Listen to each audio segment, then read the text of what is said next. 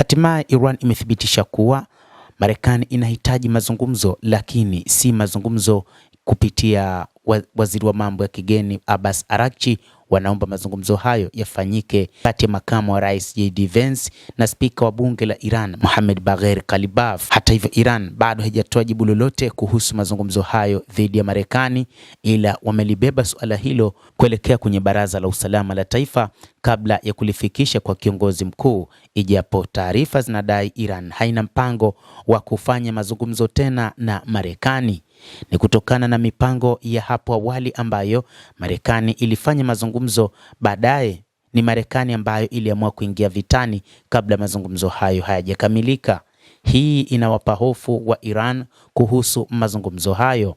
Hata hivyo, kupitia kiongozi anayetajwa kwamba anapaswa kufanya mazungumzo na Marekani, ambaye ni spika wa bunge Mohammad Ghalibaf, yeye binafsi amesema hana taarifa zozote juu ya mazungumzo ambayo yanaenda kufanyika kati yao na Marekani. Spika wa bunge la Iran amesema hakuna mazungumzo ambayo yamefanywa na Marekani, lakini pia bado haoni sababu ya kufanya mazungumzo dhidi ya Marekani. Spika wa bunge la Iran amesema kwamba kwa sasa walichokubaliana nacho ni mapambano zaidi dhidi ya Marekani pamoja na Israel.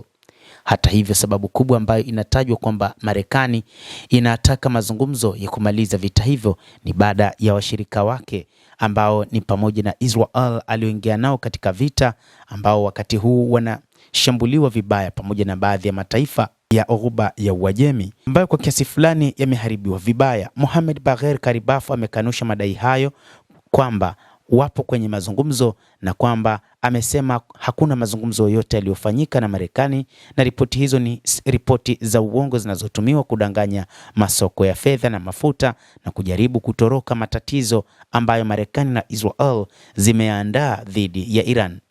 Aidha, Ghalibaf alisisitiza kwamba watu wa Iran wanataka waadhibiwe kikamilifu wale waliotenda jinai na mashambulizi dhidi yao, na wanatakiwa kuonyesha majuto kamili, na kwamba watawala wote wa Iran wamesimama imara nyuma ya kiongozi mkuu Ayatollah Al-Khamenei.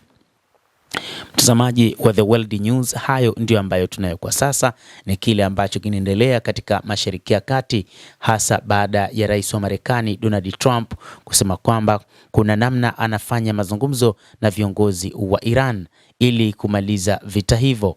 Lakini pia moja kati ya jambo ambalo wakati huu limeuchanganya umma ni juu ya rais wa Marekani ambaye alisema kwamba si kwamba atazungumza na Mujtaba Khamenei, kiongozi mkuu, lakini baadaye akaja na kauli nyingine kwamba ule mlango bahari wa Hormuz naamini tutaumiliki kwa kushirikiana mimi na kiongozi mkuu wa Iran, kama kila kitu kitenda sawa, labda mimi na Ayatollah. Alisema hivyo rais wa Marekani, lakini yote hayo ni kile ambacho wachambuzi wanasema ni mpango wa rais wa Marekani kutengeneza hali ya masoko ya mafuta ambayo yanazidi kudhoofika kila kukicha. Mtazamaji wa The World News, endelea kutufuatilia, lakini usisahau kulike, usisahau kucomment, kadhalika kusubscribe channel yetu hii ili upate habari hizi kwa mapana kupitia The World News.